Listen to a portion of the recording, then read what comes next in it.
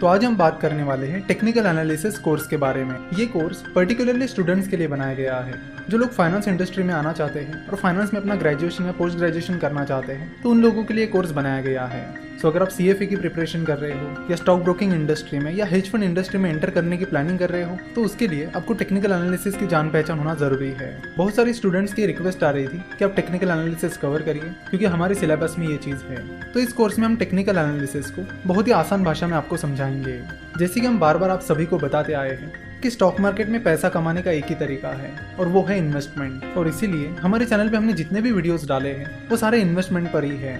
तो यहाँ पर हम टेक्निकल एनालिसिस का कोर्स लॉन्च कर रहे हैं, तो इसका ये मतलब नहीं है कि हम आपको ट्रेडिंग करने के लिए कह रहे हैं। हम आज भी और हमेशा आपको यही कहते रहेंगे कि ट्रेडिंग मत करिए, इन्वेस्टमेंट करिए। To be frank, technical analysis practically work नहीं होता है। तो इस कोर्स में हम आपको टेक्निकल एनालिसिस से रूबरू करवाएंगे। आपको वो सारी डिटेल्स हम आपको बताएंगे कि टेक्निकल एनालिसिस कैसे काम करता है, इसमें कौन से इंडिकेटर्स होते हैं, जापानीज कैंडलस्टिक चार्ट क्या होता है, टेक्निकल एनालिसिस प्रैक्टिकली वर्क क्यों नहीं होता है, ये भी हम आपको इस कोर्स में बताने वाले हैं। चलो तो देखते हैं कि इस कोर्स का कंटेंट क्या रहेगा। इस कोर्स में आपको टेक्निकल एनालिसिस के बेसिक्स के बारे में बताएंगे, उसके बाद हम टेक्निकल एनालिसिस की हिस्ट्री, उसके बाद हम जापानीज कैंडलस्टिक चार्ट से जुड़ी टर्म्स के बारे में बात करेंगे, कैंडलस्टिक पैटर्न्स के बारे में बात करेंगे, साथ ही जो टेक्निकल इंडिकेटर्स होते हैं उनके बारे में भी बात करेंगे। हम RSI that is relative strength index, MACD that is moving average convergence divergence, इनके बारे में भी बात करेंगे और इनके जैसे और भी इंडिकेटर्स के बारे में हम इस कोर्स में बात करने वाले हैं। सो अगर आपको टेक्निकल एनालिसिस का कुछ भी नहीं आता है तो भी कोई बात नहीं, इस कोर्स में आपको टेक्निकल एनालिसिस बड़ी आसानी से समझ में आएगा। तो स्टेप बाय स्टेप हम इस कोर्स में आपको टेक्निकल एनालिसिस सिखा देंगे। इस कोर्स में टोटल 15 वीडियोस होंगी और हर वीडियो का ड्यूरेशन 6 से 7 मिनट का होगा। हम देखते हैं कि कुछ लोग टाइम पर बहुत ज़्यादा फोकस करते हैं, तो आपको बता दूं कि हम जितने भी वीडियोस बनाते हैं उनमें हमारा फोकस ये रहता है कि कम से कम टाइम में ज़्यादा से ज़्यादा नॉलेज दिया जाए, और यही हमारी कोशिश रहती है। चाहे हमारे नॉर्मल वीडियोस हो या चाहे केस स्टडीज हो, सारे वीडियोस का ड्यूरेशन आपको यही मिलेगा। और कोर्स में भी यही चीज़ हमने कंटिन्यू की है कि कम से कम टाइम में ज़्यादा से ज़्यादा नॉलेज देना।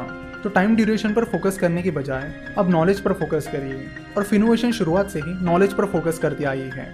तो इस कोर्स के जरिए हमारी कोशिश यही है कि जिन लोगों को टेक्निकल एनालिसिस से रूबरू होना है, उसे समझना है, या फिर जिन स्टूडेंट्स को टेक्निकल एनालिसिस सीखना है ताकि उन्हें एग्जाम में या फिर उनके करियर में उसका बेनिफिट मिले, तो वो लोग और स्टूडेंट्स इस कोर्स को सब्सक्राइब कर सकते हैं। नमस्कार। फ्यूचर एंड ऑप्शंस के बारे में तो हम कई बार सुनते हैं, लेकिन हम डेरिवेटिव मार्केट यानी फ्यूचर एंड ऑप्शन से जुड़ी ज़्यादातर चीज़ों से अनजान होते हैं, और शायद इसीलिए आप में से बहुत सारे लोगों की यही क्वेरी थी कि फ्यूचर एंड ऑप्शन का कोर्स लाए। इस कोर्स में आपको फ्यूचर एंड ऑप्शन के बारे में बताया जाएगा। इस कोर्स में आपको ये समझाया जाएगा कि डेरिवेटिव मार्केट क्या होता है, फ्यूचर एंड ऑप्शंस क्या होते हैं और वो कैसे काम करते हैं। क्योंकि future and option market cash market यानी नॉर्मल स्टॉक मार्केट से काफ़ी डिफरेंट होता है, तो उसकी टर्मिनोलॉजीज और बाकी चीज़ें भी अलग होती हैं, तो उन चीज़ों को भी इस कोर्स में समझाया जाएगा। इस कोर्स में ये भी बताया जाएगा कि future and option stock exchanges पर कैसे ट्रेड होते हैं और फ्यूचर एंड ऑप्शन का एक्चुअल और प्रैक्टिकल यूज कैसे करना होता है। इसी कोर्स में हम देखेंगे कि हेजिंग क्या होती है और कैसे हम फ्यूचर एंड ऑप्शन की मदद से रिस्क को ट्रांसफर कर सकते हैं। तो रिस्क मैनेजमेंट के बारे में भी इस कोर्स में बताया जाएगा। अगर आपको फाइनेंशियल एनालिस्ट बनना है या फिर फाइनेंशियल मार्केट में करियर करना है, तो डेरिवेटिव्स का नॉलेज होना बहुत ज़रूरी है। तो उस हिसाब से भी डेरिवेटिव मार्केट से रिलेटेड चीज़ें आपको इस कोर्स में समझाई जाएगी। जनरली ये समझा जाता है कि फ्यूचर एंड ऑप्शन मार्केट बहुत डिफिकल्ट होता है, वो जल्दी समझ में नहीं आता।